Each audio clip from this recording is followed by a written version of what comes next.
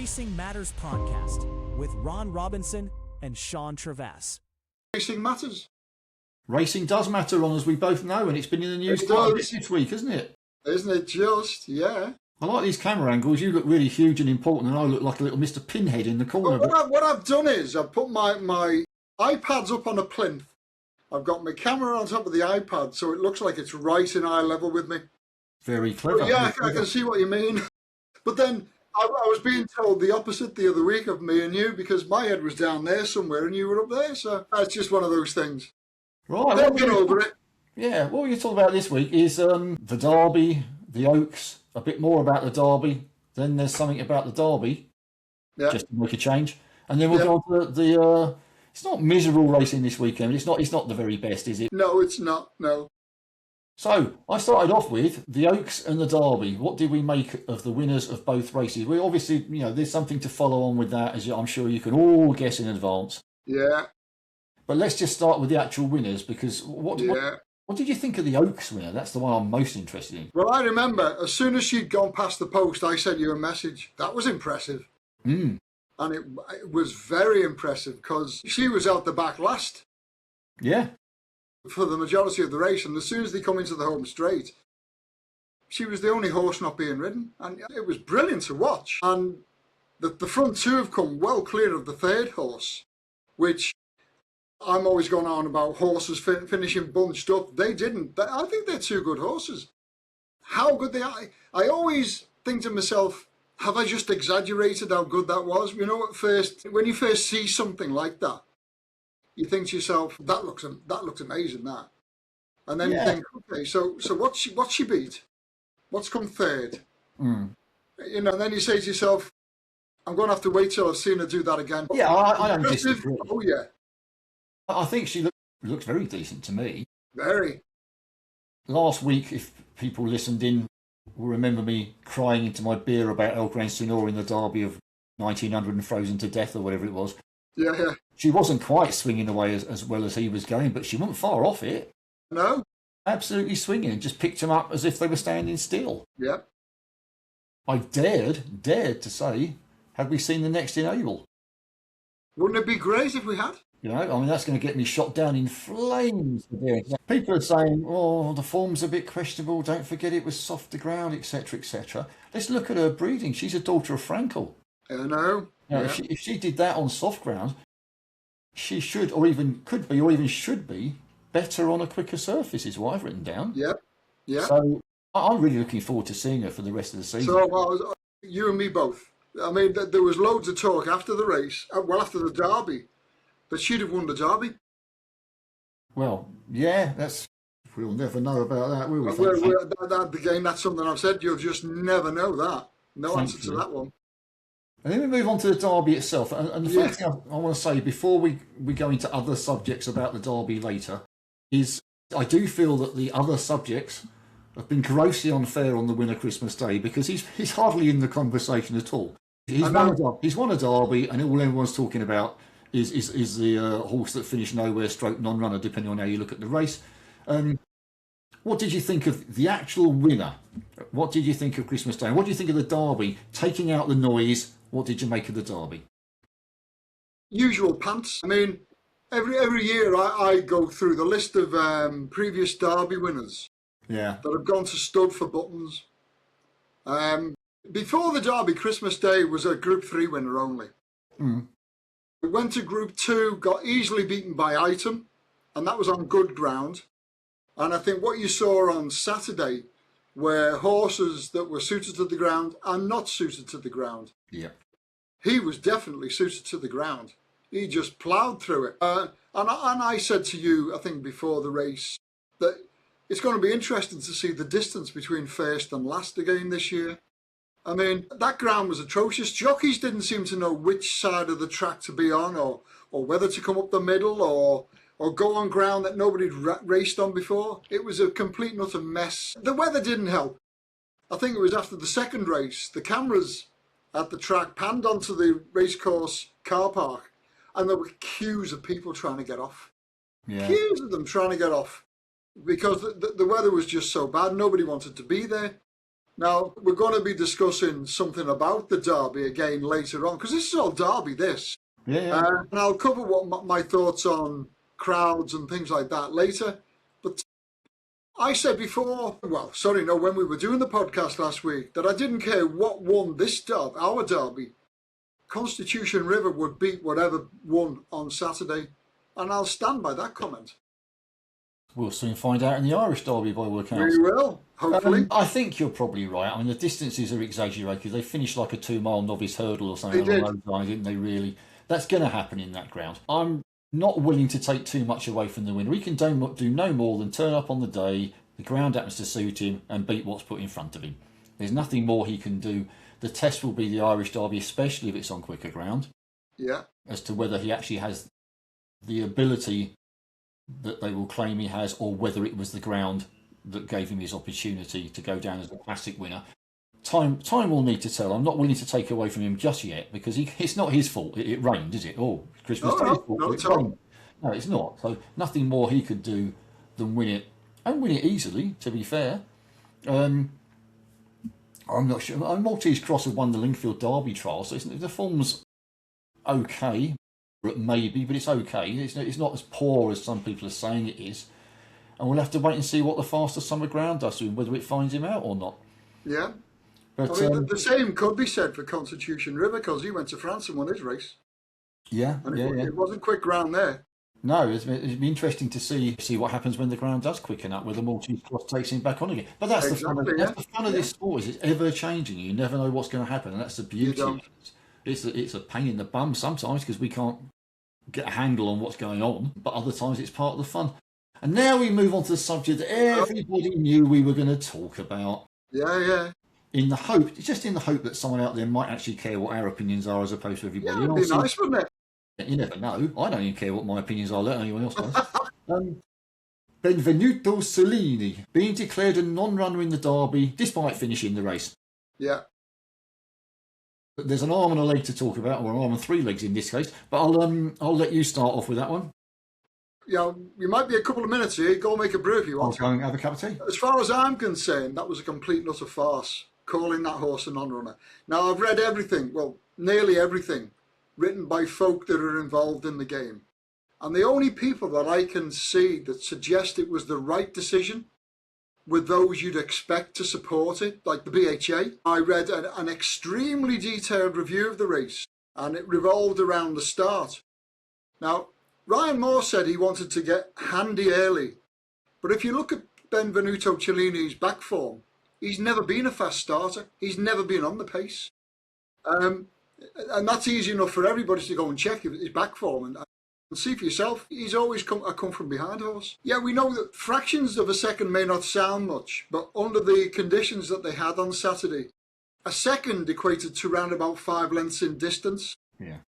In other words, Christmas Day got about a 3-length advantage on Benvenuto Cellini, plus a better early track position at the start. But it was just 3 lengths. Now, there was a strong early pace in the Derby. Initially, plenty of fast sectionals. Now, in theory, that should have actually helped Benvenuto Cellini if he was good enough at the business end of the race. After a slow start, he would not have wanted a muddling gallop. Christmas Day was prominent all the way. But the next 4 home were sitting 8th, 11th and 12th after the first furlong. So overall, you look at it and it says, it seems racing in the second half of the field or in the rear was definitely not a disadvantage on the day. And as they were coming round Tattenham Corner, Benvenuto Cellini had moved up 1 place to 12th, and Moore was about to go from sitting motionless, basically, to riding the horse. And when he did that, there was absolutely just nothing there. Now, again, at Tottenham Corner, he was close to James J. Braddock, who actually went on to finish 3rd. That horse had been coltish beforehand. We all know what that means. He was basically showing his potential as a stallion. He kept on well to be 3rd. But the fact is, as far as I'm concerned, Benvenuto Cellini didn't handle the ground, and that was why he was beaten. Nothing to do with his leg being up in the stalls. And all week, whenever a horse has missed the break, the commentators and the pundits have all been getting jokey about it. I think I mentioned to you yesterday that a horse had missed the break, I think it was at Yarmouth, by about 10 lengths. And as they passed the post, the commentators gone, well, very tongue-in-cheek, I'm sure the stewards will want to take a look at that. Can you imagine how many stewards' inquiries will now need to take place each day if they apply a similar ruling to every horse every day?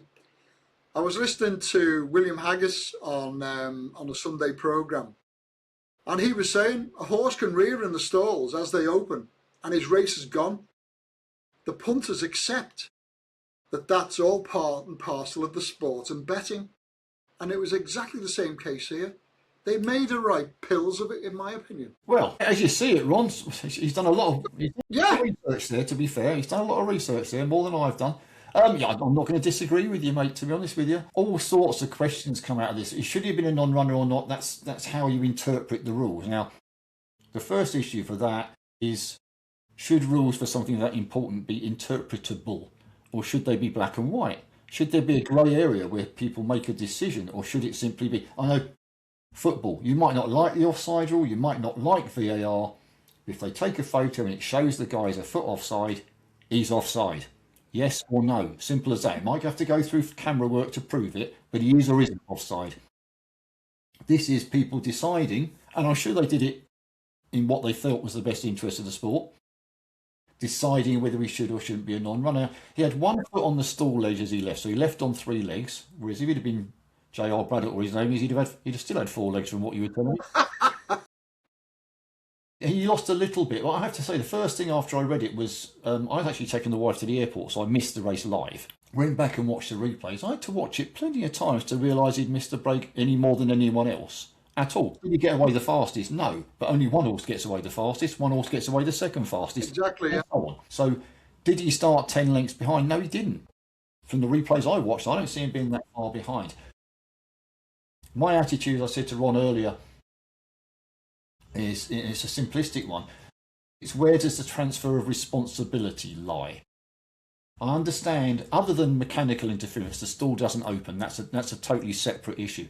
Once the starter's got onto the start, once they're all loaded, once the hoods are off, I do think the starter's responsible for making sure the hoods are off personally, so we've all seen that happen as well. Then after that, it's jockey and horse. You can't be responsible all the way through. What are we going to get? Non-runner rules for someone that fell? Someone wrote to me and said, what about the Gosden favourite that put its foot in the hole at Ascot and then had to be pulled up? She was absolutely cruising at the time. Well, that's out of her control. Why wasn't she declared a non-runner? Different scenario, I accept, but you can see where the logic goes on that one. Mm-hmm. I just think it's perhaps not farcical. It's just not black and white enough. I have to put my hand up and say the HBF were involved in the negotiations on these new rule changes, and we did make it quite clear that we felt there were too many grey areas and that it needed to be far more accurate, if you like, for want of a argument, on a jumps race. If it's 5 lengths or more behind, making up a number, then that can be declared a non-runner, but not 4 lengths, not 4.5, 5. It needs to be cast in stone, barring the odd scenario.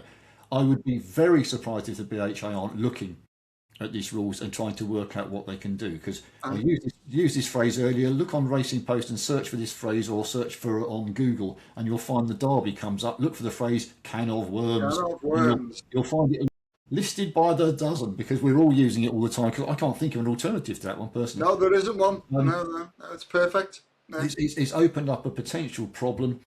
It happened. The other thing I don't like, sorry to add that in as well, no, this is no disrespect to Ryan Moore, who I have the utmost respect for, and I know his family, so I don't want him coming around here with a baseball bat or whatever,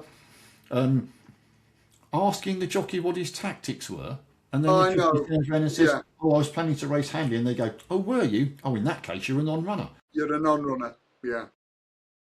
Most jockeys aren't quite that stupid, let's be honest with you. They go, oh, hang on, if I say we went planning to race Handley, if you just say, no, I was going to sit off the pace and come from 10 lengths back, oh, you're not a non-runner then. Unless that's in a sealed envelope somewhere so they can look at it afterwards and go, oh, yes, you were going to race Handley. Let's face it, there's just going to be a 20-runner field with 20 envelopes that say we plan to race Handley, just in case anything happens at the stall, so they go, there's my envelope, Mr. Steward. That proves I was going to race it. Yeah. It makes no sense. I mean, there's no proof that caused any kind of an injury to the horse. Not enough.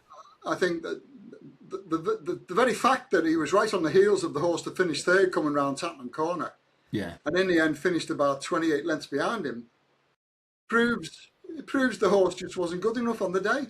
But they could argue that they had to use him up too much to get to there, and that's why he bottomed out later. So there's always an answer from I've watched that race like you from the start. Ryan Moore never moved a muscle until about 3.5 furlongs out. No. Never moved a muscle. The other thing is the photo that they're all showing is of the horse with one leg stood on the side of the stalls, which fair comment. But my understanding is that was an ITV Racing photograph and not a BHA photograph. Whether that should be used as evidence, I'm not entirely clear. But the bottom line is, it was on his stall because he was the favourite. Was there a camera on every stall? I haven't read anywhere that there was. Is there a camera on every stall when it's chucking down with rain on a Wednesday evening at Wolverhampton for a Class 6? I'd almost certainly take a good-sized bet. The answer is no. No. Now, racing has to be, unless you're going to admit it and say this is a set of rules for Group 1s, this is for Group 2s, and this is for everybody else. Unless you're going to say that and admit it, which I probably wouldn't even have an argument with, to be fair, because everyone would know exactly where they stood. Yeah. Then this race has to be treated exactly the same as my fictitious class. Every race has to be treated exactly the same. Meanwhile, luckily for us, it gets even better, doesn't it? Sorry, next thing to do, if he'd have finished second or third, they potentially could have decided to not declare him a non-runner. Yeah. Well, that's like saying I'll kick the back of your leg in the penalty box wrong when we're playing football, but if you manage to stay on your feet and score, it wasn't a foul, and if you don't, it was. Yeah. That's ridiculous. And also the punters who backed him to win then lose their money, whereas this way they got their money back. It's a circular thing that contradicts itself, and doesn't work. Also, we need to mention, we haven't yet, of course, all the people who got their money back on the favourite, yay! Yeah. All the people who backed the winner and got 25p in the pound deduction. Yeah, 25% deduction. So the idea that this was to help the punters, not convinced by, because it was actually good to see a lot of bookmakers didn't apply the Rule 4. Yes, I don't disagree with that. I'm always devil's advocate, you know me, and I have sort of in public applauded the bookmaker for doing that. But let's be realistic. They're going to recoup that money by tightening the SPs or doing away with a few bonuses somewhere. They won't have paid it out of their own pocket, that's for sure. We'll erase the dog. Yeah, and then with this game, of course, nothing ever stands still, and we have an update as of yesterday at Yarmouth. Might be the horse you were talking about, not really sure. We had a horse at Yarmouth rear up in the stalls, throw his jockey out the back, never took a foot onto the actual track itself. Was he declared a non-runner? No, doesn't matter. No. How ridiculous is that? Well, what about those poor punters? I think I'll reiterate again, lines in the sand need to be drawn for when the BHA and racing is responsible and not, and it needs to be a lot more streamlined so everyone understands what's going on and it works. Now, what I said to the Racing Post that they didn't publish was, I think the horse was called Mad Moose. I don't know if anyone remembers Mad Moose with Nigel. Good old Mad Moose, Nigel Twiston Davis. Used to refuse to race on a regular basis. Now, if I backed him and put a tenner on him for want of an argument, I knew that he might refuse to race. But I also knew I was probably getting 12 to 1 about a horse who should be 8 to 1 for want of an argument. That's a risk I took. And that's why it's called gambling. Funnily enough, it's a risk. It is, yeah. To my amazement, I have to really stand up for punters here. I'm absolutely delighted. The amount of punters on social media who backed the non-runner who said they should not have got their money back. Yeah. Most have come. Everybody knows what they're doing when they place a bet. I'm taking a risk. This is what happens. I shouldn't have got my money back. I'm worried about what's going to happen in the future because it's not a good look for racing. These are the risks you take. You watch a horse that's, I don't know, won by 20 lengths back to Cheltenham for want of an argument, won a good race by 20 lengths and fallen on its next 4 starts. You know if he reverts back to his 20 length win, he's going to win this race, but he's equally likely to go A over T. It's built into your price, and you know that when you place your bet. Well, I reckon everybody watching this now will have had a similar thing happen to them and just accepted it.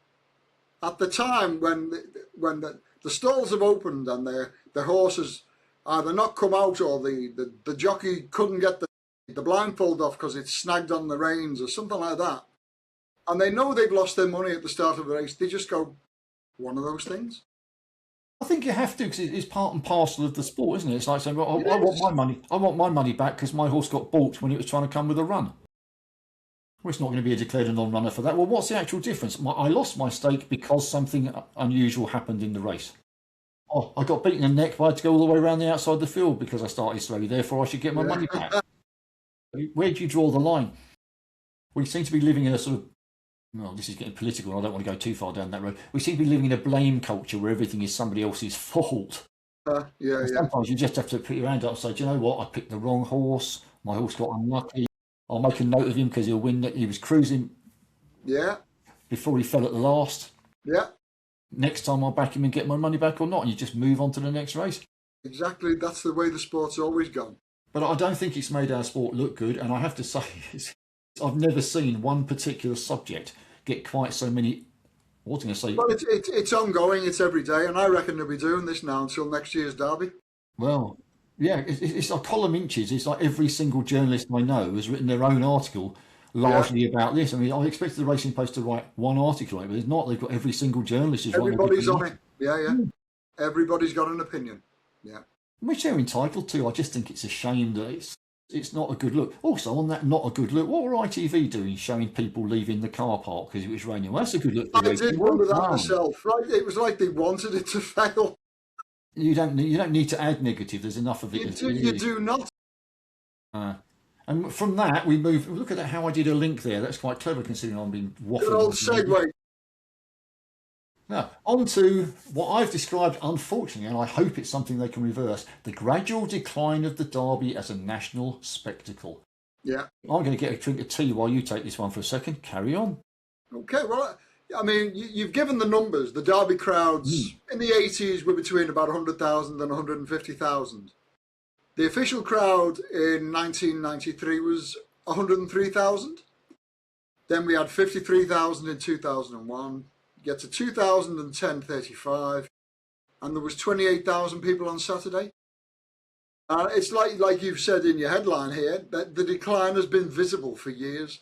And I'll be honest with you, I'm surprised 28,000 turned up. It's not just a problem for flat racing, it's national hunt racing as well, in my opinion. The big races now become farcical.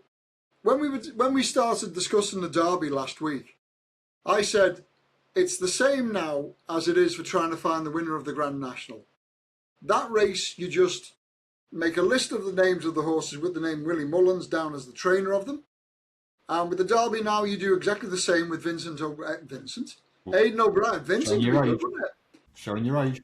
That was a thing. You do Aidan O'Brien. You just write a list of his horses down and say, right, I'll judge them.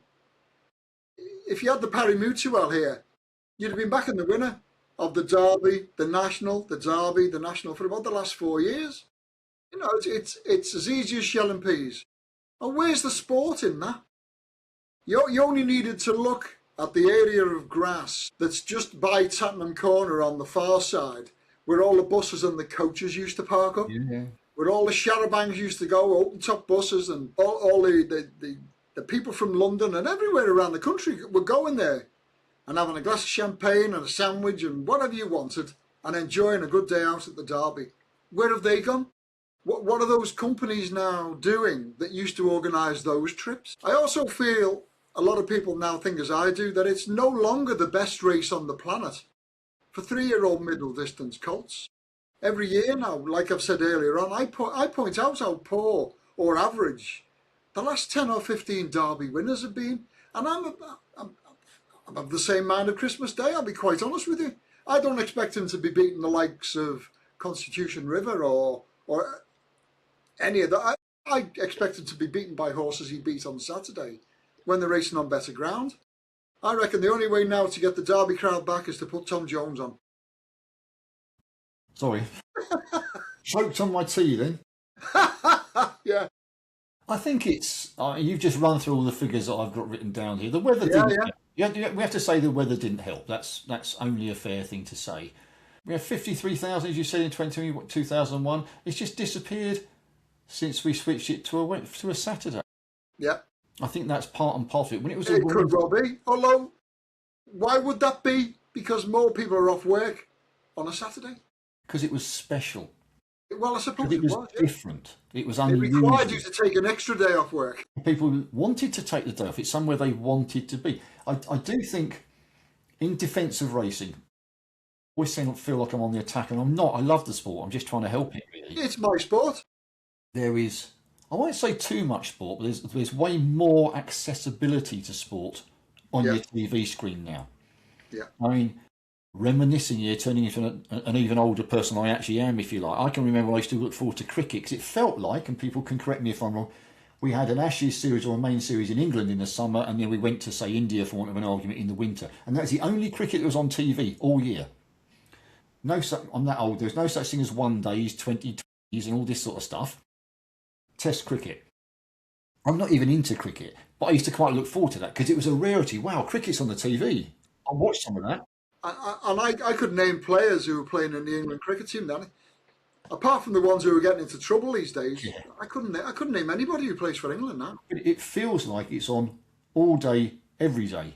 Yeah. Be it county or international. There's a 1 day, then there's a 2020. Then as soon as we finish that, then there's a test series. And as soon as we finish that against country A, we move on to start the same thing against country B. Yeah. And it's lost that novelty aspect. That's my point. Also, racing needs to understand it is compete. Saturday, you're competing against all sorts of other sports. Yeah. People might be off, but they want to go shopping.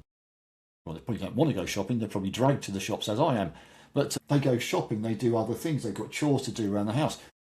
You can watch the racing on the TV. Now, it used to be ITV7 and then possibly Grandstand was the only way you could watch racing. And anything that was on Saturdays, pretty much. That was it. So on a Wednesday, to go racing and see live racing on a Wednesday? Fantastic. Yeah. Count me in. How much is the coach? Sort of attitude. Now it's like, I'll just click on that. You're spot on. I can watch any race I want. Shall I watch that one in England or that one in France? Press the button, or that one in South Africa, whatever. It's lost its originality. Whether we can get it back, I'm not convinced because it's not in the mindset. Whether we could have got it back by acknowledging the mistake years ago and just going, let's go back to Wednesday and see what happens. Yeah. Even if it's just for 1 year, just to see. I used to organise work trips. We get a coach from work and we want to book the day off and we go down on a coach. I've hosted some of your buses in the middle of the trips there. I've had some good fun. I've hosted some of those with Alan Brazil and people along those lines, Colin Cowley, etc. We had some good fun, but those days appear to be gone. They do. And I think my issue is, and it's you can revert it back from this all the way back to the BHA rules with the non-runner, racing needs to react far quicker. It's been a gradual decline since about 2000 onwards. It's been going in a downward spiral. I know they're doing everything they can. I know the people involved in it and they're working all the hours under the sun. So I have nothing but the greatest respect for how they get the public to take a serious interest in something that's pretty much disappeared off the map. I don't know. Well, I said something to you in midweek, and that was about Premier Race Days. Now, I remember when they first mooted this, and the logos still go next to race cards in the Racing Post. Yeah. And the idea was that between 2 o'clock and 5 o'clock, that was the only meeting you would concentrate on. All the other meetings were going to start at like 9:30, 10 o'clock in the morning, be finished by midday, or then take place after the Premier race meeting had taken place. But I pointed out to you the other day, you had a race 10 minutes before the Derby and 15 minutes after it. There were 8 race meetings on Saturday. And it was the same on the Friday when the Oaks was being run. And it's the same today, and it's the same tomorrow. And I'll be honest with you, I love my racing. But even I'm now having to look at what's available to me to look at for the members of post racing and say, I can't cover that one. And I got to leave that meeting out. And we ain't looking at that one. And when I'm looking at the OMS, I would love to be able to look at 8 race meetings and every single race and spot up 3 or 4 OMS that I could put a flame next to and say, it's an off meeting, but this horse is off. I can't do it. I haven't got the time. It's impossible. So where did this Premier Race meeting issue go? What have they done with it? I genuinely don't know. I don't have an answer to that one. I'll have a discussion with the BHA when I next speak to them. Yeah. I shouldn't. It's like a confession. I'm in confessional with you here, Ron. I suppose. Ron knows I don't watch that much live racing anymore. No, you don't. You watch the it catch up. And then if there's anything that's of interest, because you think if you've got 8 meetings at 7 races a meeting just to make the numbers up, that's 56 races. Each race will just say 2 minutes. So that's 112 minutes, and I want to watch the replay 5 times to see at least. At least, Yeah. you do at least, don't you? Really? I'm up at 10 hours. 10 hours of watching replays if I look at every single race. When am I actually supposed to do the work that goes alongside it? Yeah. It's impossible. So I cherry pick. Ron often said, "Oh, what did you think of that? What happened?" And I'm like, "What happened?" When I'm watching the replay. Yeah. How many times have I said, "Did you see that?" And you said, "Seen what?" Because I can wait till the day is over, and then in the evening, well, not when there's evening racing, obviously in the evening, I can now sort of fast forward through the races that interest me, one after the other, in a chunk, instead of sitting here waiting 5 minutes, the next one's off, waiting 5 minutes, and killing that time in between. I can use that time in between and play catch up later. Yeah. But it is overkill, too much racing. We'll come, that's a subject for another day, actually. I think it probably is, and a good one as well. Yeah. It is. Especially Fridays and Saturdays. And then Sundays you get nothing. I'll give you a tiny taster if you like, without actually spilling too many beans. We've just finished our HBF survey. Right. Thank you to everyone from Post Racing who did fill that out. I can't tell you why, but I know some did. Yeah. And we will be doing the draw in the next few days for who won a pair of tickets to the races. Lovely. But we're going to put together the results, and I think you'll find them quite surprising as to what's most important and what's least important to punters. Really? I look forward to seeing that. The objective wasn't to be controversial. The objective was to find out what punters really wanted as opposed to what we thought. It's easy for me to think, well, what people want to do is get into the Derby for 10 quid. Well, maybe they don't. Maybe they want to pay even more but get free drink and free food. Not up to me to make that decision. So we went out there to see what people really wanted. I have to be honest and say most of it actually went along with what I wanted it to go along with, but it is a legitimate survey. And quite surprising. We'll cover that in another email, another podcast in the future when we get there. Good stuff. One last thing we threw in for a bit of light-hearted, really, wasn't it? It was light-hearted, yeah. And I entitled this one "Loyalty or Lunacy." I thought lunacy. I was very proud of that, by the way. Yeah. Loyalty or lunacy. We're talking about a horse called City of Kings. Now, when I wrote he's going to run in the 3:30 at Newbury on Thursday, but obviously by the time we record this, he did run in the Newbury. He did, yeah.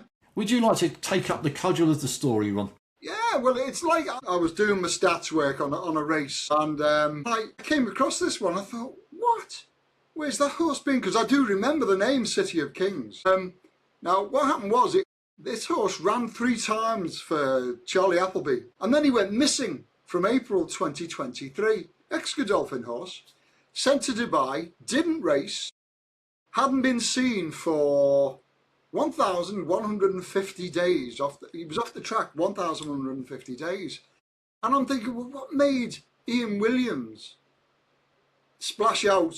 Well, it was 140,000 UAE dollars or whatever they are.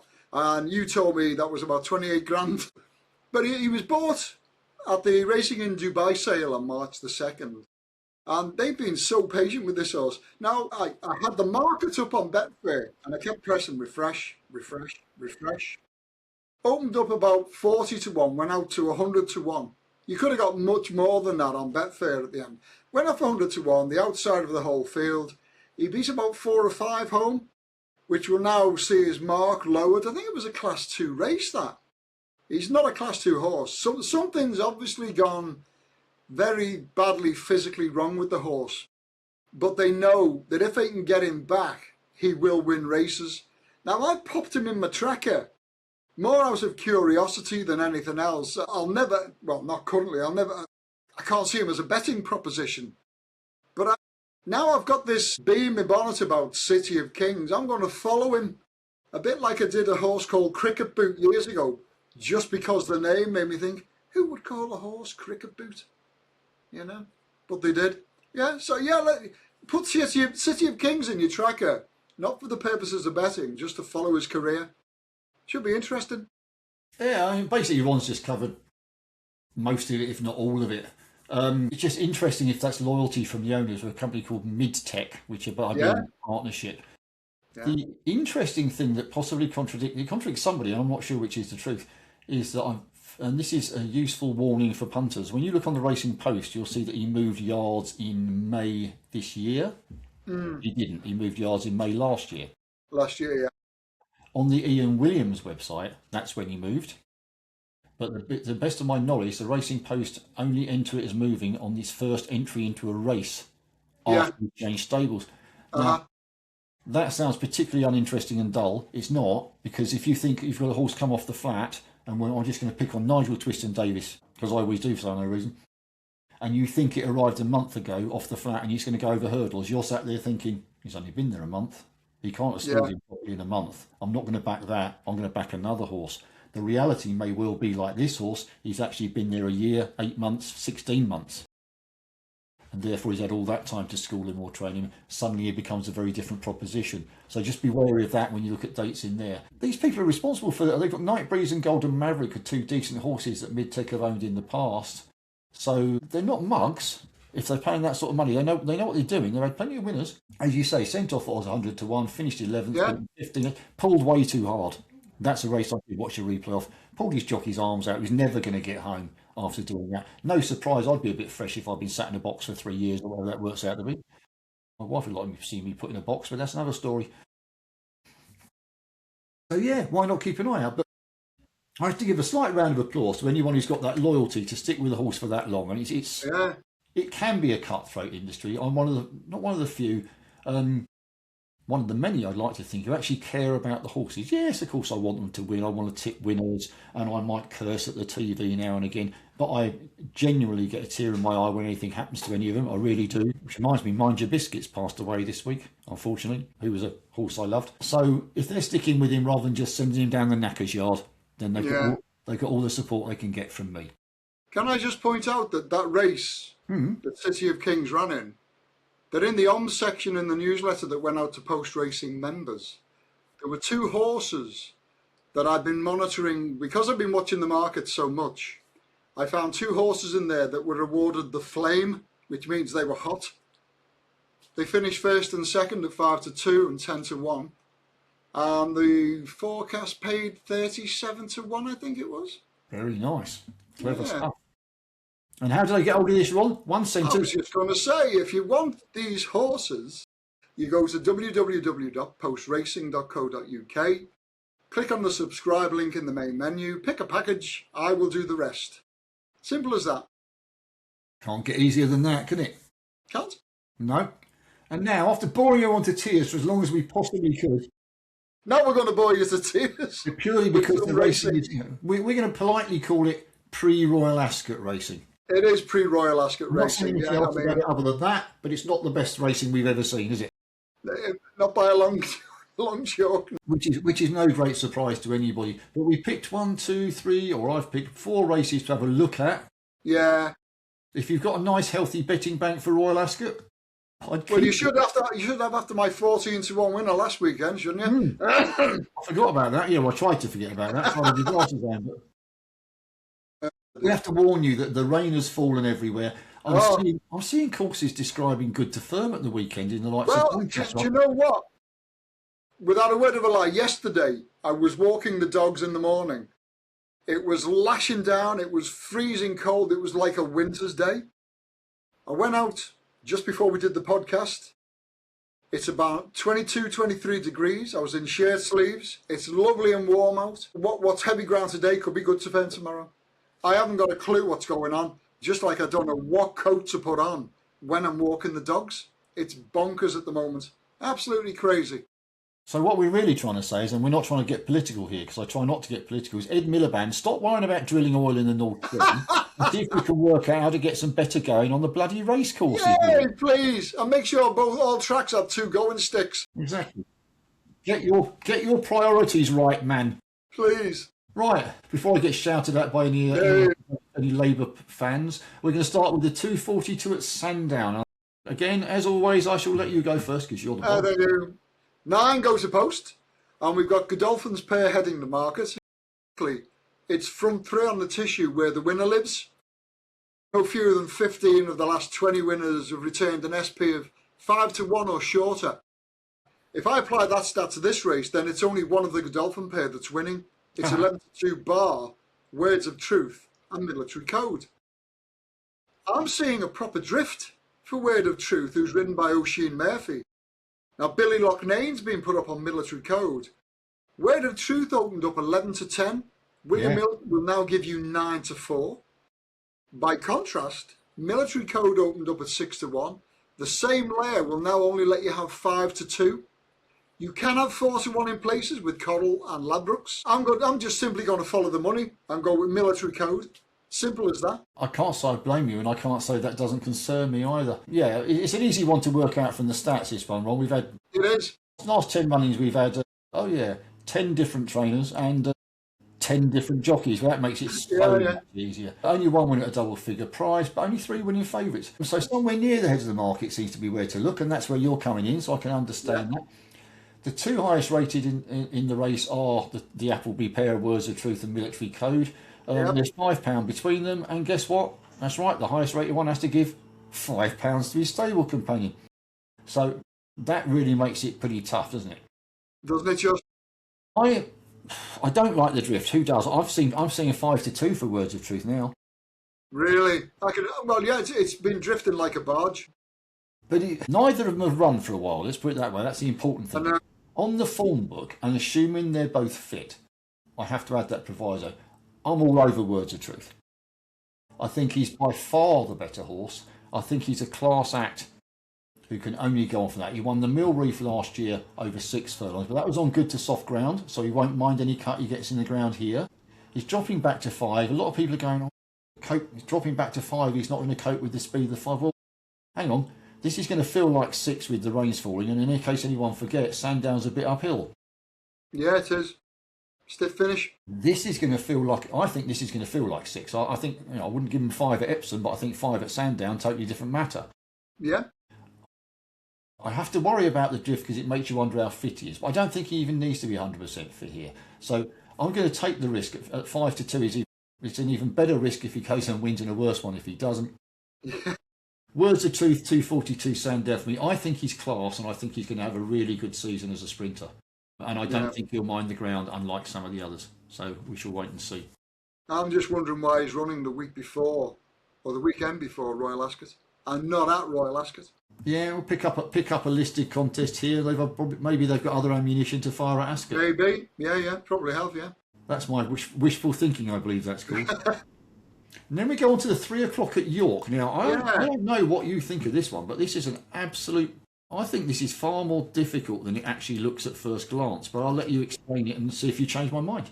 Well, I've never been a fan of long-distance races, to be honest with you, but 7 of the last 10 winners of this sat front 2 on the tissue. Only one of those 10 previous winners that I've been looking at was outside the front 3 on the tissue. That was a horse called Goldmount in 2019, returned 16-1. So if the stats and the trends regarding the front 2 work for me tomorrow, it's one of Al Kareem or Mount Atlas that wins the race. Now, I believe that Mount Atlas is the only runner in here that has not got winning form at 1 mile 6 furlongs. And now we've got Al Kareem returning as the reigning champion of this race. All I can do is take him to win it again. Price fits, won at the trip, won the race last year. Everything fits like a glove for Al Kareem. Joe, when I first looked at this race, I thought exactly the same. And nothing you said is inaccurate. He won this last year carrying a penalty. He carries a penalty again now. He's won on good to soft and soft ground. We have no issue with the underfoot conditions. He beat Mount Atlas at Musselburgh on his return for the season, but then he finished 5th to Jan Bruegel at Chester. Mount Atlas was a long way in front of him in second. And that has to be a concern. Now, I've written down it's hard to make a call between them now. I think it's a tough call between Mount Atlas and Al Kareem. I really do.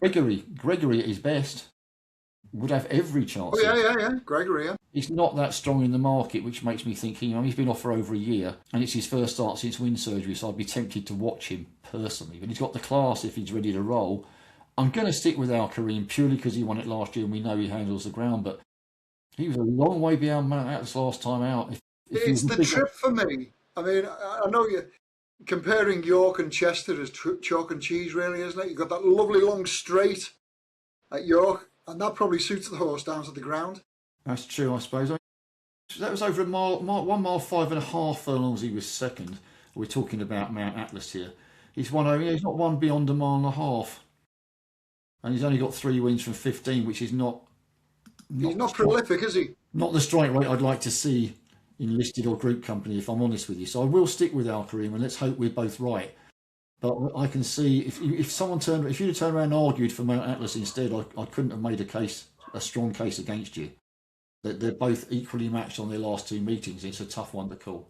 So we move swiftly on to the 317 at Sandown. Oh, it's a Class 2 handicap run I've chucked at you because I couldn't find anything else, basically. Well, I found this really interesting, because I use various websites to look for stats and trends. And on the At the Races website, it will only tell you there's been 5 previous runnings of this race. All right. Right? And there has, at whatever category, class, call it whatever you want now. When I looked at what had gone on before the 5 years that I was looking at, what I noted was that the prize money for this race in 2019, the winner picked up nearly 25,000 quid. Dear, this is going to be bad news. Yep. Tomorrow's first prize is 18,000 quid. Right? So already we're £7,000 down on what it was 7 years ago. Now in 2020, the race after the horse won it for 25k, the prize money had dropped by nearly 50%. So clearly something has happened with this race after 2019. The lower the grade, even though it's still a Class 2, it's still a mile handicap. It's still at Sandown.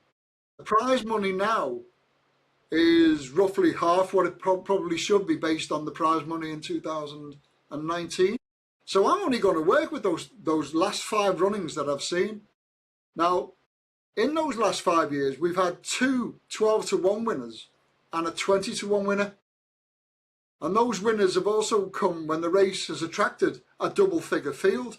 The years we had winners returning SPs of 11-to-2 and 9-to-4, which was last year, we had 7 runners and just 5 runners last year. We've had horses so lightly raced at the head of the market here, it'll be difficult to produce ratings for when I'm actually looking at it in the morning. I'm not doing any ratings work today until I know what the ground's like tomorrow. I can't profile it because I've only got 5 runnings on the figures that I've just been given yet. So I'm going to take a price on a punt. Double figure price stat. Go 2080 Cogitate. Big Johnson Horton's runner. I noticed earlier on there'd been a little bit of money. I think it's shortened about 4 points, something like that. There's nothing else I can do with the race. I'd love to know what happened in 2019 and 2020, because something clearly did. It's not the same race, so I couldn't use the previous 5 years. I'm sorry about that, but I'm going with Cogitate 2080 around about 11-to-1. I can't believe that you haven't gone for 40-to-1 shot Sean. Come on. I did see it. Trust me, he might... Yeah, well, I've got him down. He's an 8-year-old. My eyesight's not it today. 8 or 9-year-old. Well, he's an old codger like I am, so he's got no chance, has he, really? No. But no, I'm not really going for that. I just spotted him running for Jamie Osborne and Safi Osborne. I wish him the best of luck, and I shall laugh on the other side of my face if he goes and wins. He goes and wins it. Eagle Bay has been backed as if defeat is impossible for this. He's been 4-to-1 yesterday, 7-to-2, now he's down to 11-to-4. I'm not convinced. He won by 4 lengths at Yarmouth. That was a Class 4. He's stepping up to a Class 2, and he's been put up £9. He may well be improving fast enough that he laughs at these and shrugs them all off. Who knows? But on what he's done so far and the rise in the weights, I can't have him at that price, that's for sure. That's a ridiculous price. Rami, if that's pronounced properly, is another to consider. He won both starts as a 3-year-old. Full from his return at Sandown, but he ran up out of puff close home, and with that stiff uphill finish we mentioned, which he's got here as well, the lack of the recent run, that might have been what's found him out. Roger Varian Yard is in great form. He's 9-to-2, I believe. I'm just double checking prices. 4-to-1, unfortunately. I think he can go well. He's not big enough to go each way either. Bet 365 are only 7-to-2 now for that one. Really? Yeah. Well, I took 20-to-1 yesterday, and now he's 16-to-1. Woohoo! Hey. About Julianos. That's the one I'm going to be backing each way. Julianos, yeah. Yeah. One at Ascot over the straight mile last time out. Swerved at the start and lost a bit of ground, and he struggled to get a run, and he still won with plenty in hand. He's been put up £5 for that. And guess what? Toby Moore takes £7 off. That's not quite accurate because he also had an apprentice on last time. So he's probably about £1 or £2 worse off now. I couldn't get my head around the maths, to be honest with you. But he's only a couple of pounds worse off. So it's not as bad as it looks at first glance. He was 21, he's now 16-to-1. if the going remains on the good side, which it currently is, it doesn't chuck down with rain. If it chucks down with rain, I wouldn't be too happy. I don't think he'll handle soft ground. I think he's a stunningly good each way bet, and I'd rather have that than the 11-4 about the favourite anyway. So would I. Yeah. So Julianos each way. The thing is, this Rami is very lightly raced. I can't get a handle on him at all. If the market's right, he wins the race. He's running Hood first time tomorrow as well. Yes, I'm still of an old-fashioned ilk that sees hoods, blinkers, and things like that as a sort of a bit of a badge of cowardice. Yeah, the rogue's badge. And I talk to trainers who look at me like I've just crawled out from under a rock. I'm an utter idiot, and they should know considerably better than I do.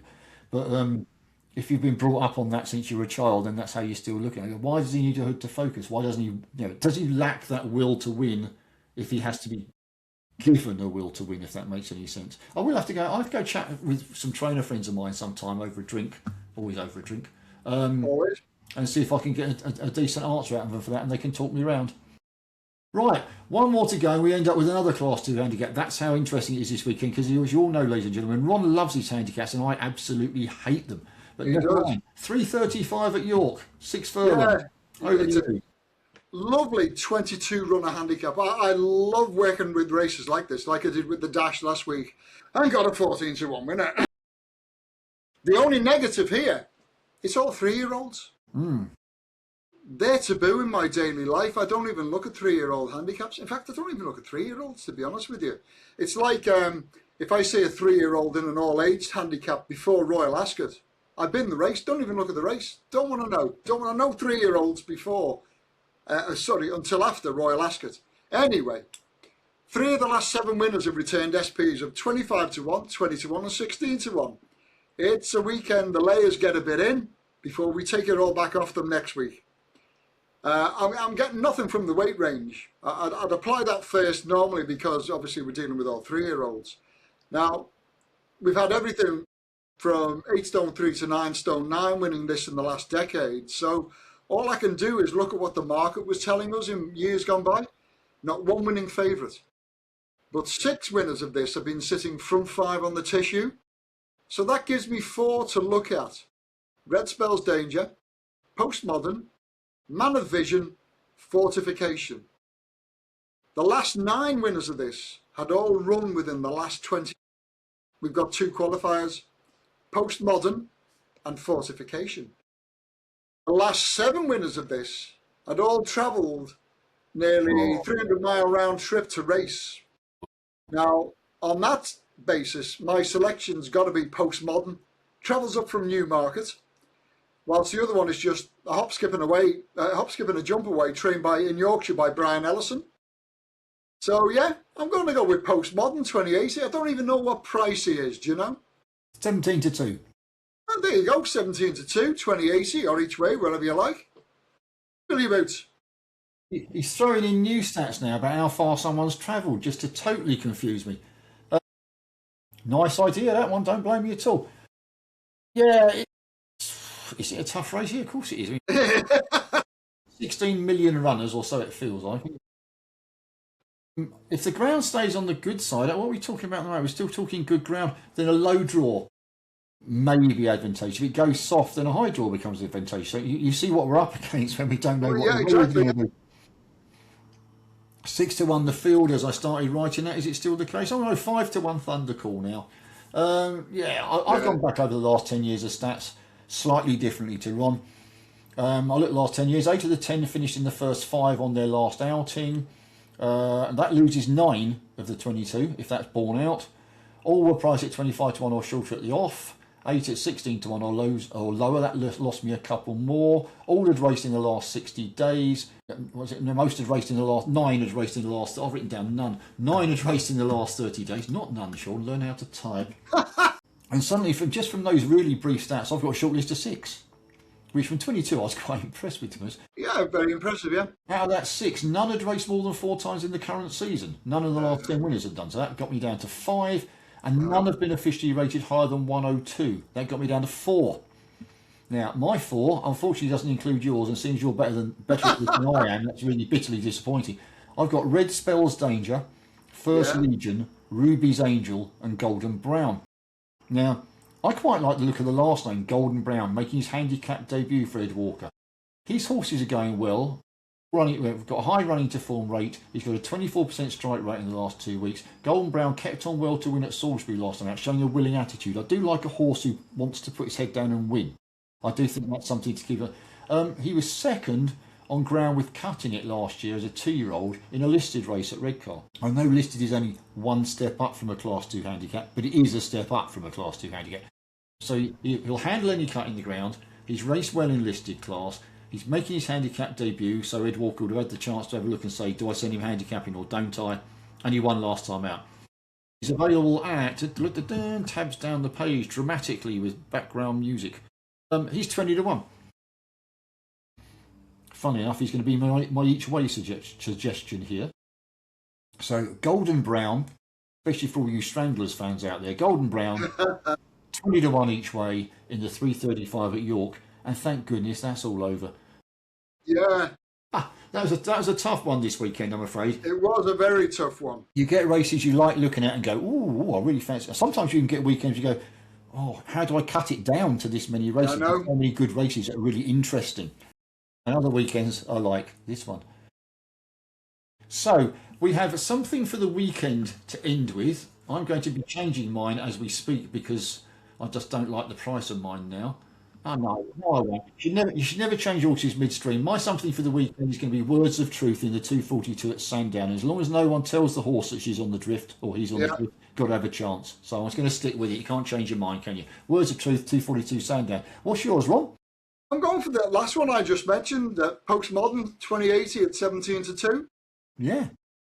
When I was doing all the stats work today, this was the race that interested me most, even though it's a 3-year-old handicap and shouldn't interest me at all. I found there was more to look at, including that stat about the last 7 winners all having travelled close to a 300-mile round trip to race. And in this days when you're paying £130,000 to fill up your horse box with diesel, or thereabouts, these road trips, they really do indicate that something is off, as far as I'm concerned anyway. You could be right. It is Watherton Racing, so they can probably afford it. Well, I mean, it's a spit in a bucket to them, isn't it? They've probably got their own oil field in the back garden back home somewhere. No. Yeah, it's interesting racing. I think it's worth watching. It is. It's not Royal Ascot, is it? And that's only a matter of a countdown of a few days away, Ron. Cannot wait. It's my busiest week of the year by a million miles. Cheltenham's busy, but this is full on for like 7 days. I started work on this 2 weeks ago. I've set up all the pages on the Post Racing website. This year, we're not just having the profiling. I've got the Profs Top 3, the Timeform Top 3, which is available to everybody free of charge. If you just go and look on Betfair or wherever you want, it's there free of charge. But I'm also introducing the AI Top 3. Now, what I've found this week is that I think I've had about 2 losing races all week. Because what I've been doing is I've compared my own figures to those of the Profs, Timeform and AI. Allied all that to the markets. I've only had 2 losing races and one of those horses was beaten by a nose. So it works. So those who are signed up to the special, you're in for a rare old treat. There's going to be so much information, especially on the website. There'll be more information on the website than in the newsletter because I'm slightly limited to what I can put in the email that goes out. You hit a file size and it says, no, you can't have that. Sorry, won't get delivered. So, yeah, bulk of it will be on the website, but there'll be some juicy stuff in the newsletter. So, are they too late to get hold of the special? Not at all, no. In fact, what I've done is I've set something up for Royal Ascot and the World Cup. So you'll have access to Post Racing and the goal posts for 30 quid. And that takes you right through to the end of next month with the football anyway. Obviously not with Royal Ascot. I'm going to butt in there, and I'm not doing a salesman's thing here. I generally not. Some of the football stuff is really good. Some of it I don't like because he's so anti-Everton, it makes me annoyed. But I was bragging to my son without admitting where it came from at first. But you want to watch this Mexico game? This referee does lots of bookings and blah blah blah, and Mexico will win because of the altitude at home, and like I knew what I was talking about, which I clearly don't. And then lo and behold, it happens. And I did confess afterwards. I've got that off the website of Post Racing, to be honest with you. So no, seriously. I mean, Yeah. in a way, I wish I did football. I might do a bit of golf sometime in the future if Ron wants me to again, because it's. I'd love to be able to spread our wings and have so much more going on the Post Racing website. Well, I think the thing is, if you can focus on football, and there's a lot of football around the world, don't get me wrong, but there's nowhere near as much as there is racing, and there's nowhere near that. The 11 that start for England, whenever it is, will be. There might be 2 players different for the next 11 when they start. That'd be it. Yeah. But we got an 11 runner handicap, and then an hour later there'll be another 11 runner handicap. We totally different horses in, and then tomorrow will be another. So what I'm trying to say is that there's less football, but boy, have these guys got their teeth into it. They must spend as many hours on their football as we do on the horses, with more expertise because of a compacted fixture list to look at. Some of the stuff on there is just amazing. I'm going to go do some showing off down the pub next week by telling them what's going to happen. Well, we've got a guy from, he's Brazilian, but he lives in England. He's called Danilo Bernabe. We call him Dan. And he recently joined the team over at the goalposts. And Tony asked him, would you mind doing the Mexico game? He said, no, Phil. Did you see it? I did. It was brilliant. He only went and predicted 2-0, didn't he? Yeah. It was just good stuff. All the guys that are working on that website are just different, great. And some of the stuff they're producing is ridiculous. I think the thing is, if you like... You and I could have done that entire podcast, well, not the tipping side of the podcast, in 10 seconds by going, where's the truth, 242, Dolly's girl. Yeah. How dull is that? We like to think that people listening want to listen to our opinions as to why we think... They want to know how we arrived at a solution. And you can either laugh at us and bin it and back something else or follow us. It's entirely your call. I don't actually blame you either way round. And this football is the same. I could call out, well, I don't know, South Korea 2, Czech Republic 1. And maybe I'll get it right, like last night. I repeated it after the event. Wow, he knows what he's talking about. No, he doesn't. He's just taken a guess and got the right scoreline. He's taken a punt, yeah. But read what these guys, and they explain every reason why this result should be and how it happens and who's playing and who's not playing and why they get the game. It's if you like your football, it's really good. I enjoy it. Well, what I did was, after I saw he got that result right, I unlocked that game. Anybody can go and have a look at the work that Dan did for that particular game. You just go to thegoalpost.co.uk. You'll see all the World Cups. The work they've done on the group stages was bonkers. John Harper we call him, Paul Fielding. The staggering amounts of work they've put in on the group stages. Dan's done the game for America and Paraguay. Kicks off 2:00 in the morning. I won't even see that. But he's already got that up on the website. It's absolutely phenomenal stuff. Crazy.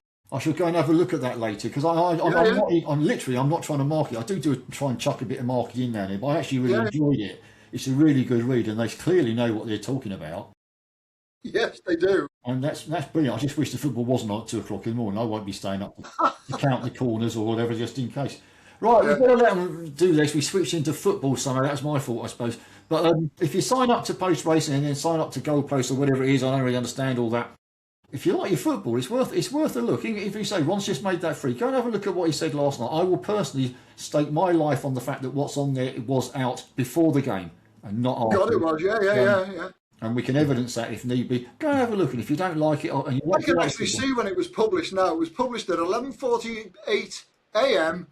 on the 10th of June. That he put that up the Mexico game. If you like your football, go and have a look. It seriously is. It's staggering. It's good stuff from having a bet, but it's actually really interesting. It's almost like I didn't know that sort of result. Yeah. That's my view on it. Anyway, boring into tears now. We'll let them get going. I might get out of here before my parcel arrives and the doorbell goes off. So, have a good weekend, everybody. I'm looking at the window. Have as good a weekend as you can.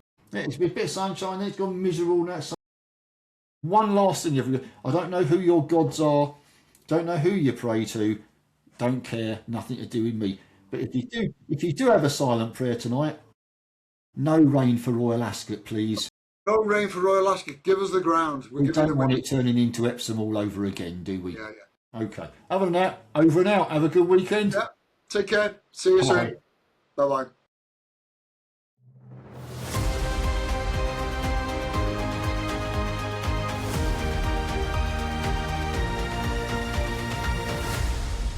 Racing Matters podcast with Ron Robinson and Sean Travis.